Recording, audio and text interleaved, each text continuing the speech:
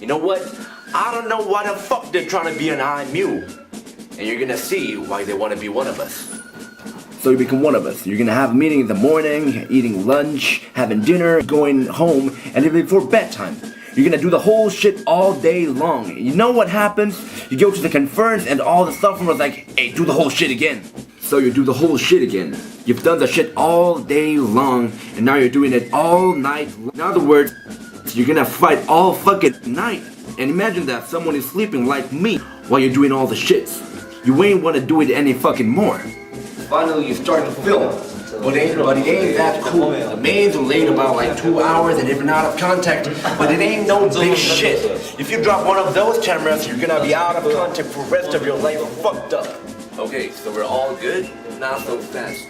Transform those tapes to video files. Man, who the fuck made this shit up? Do the whole bullshit again.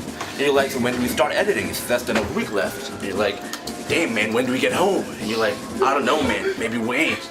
So you skip every classes in the morning, every day, which means farewell scholarship. Then why the fuck are we still in here? Listen close, because here it goes. The answer is about to come out.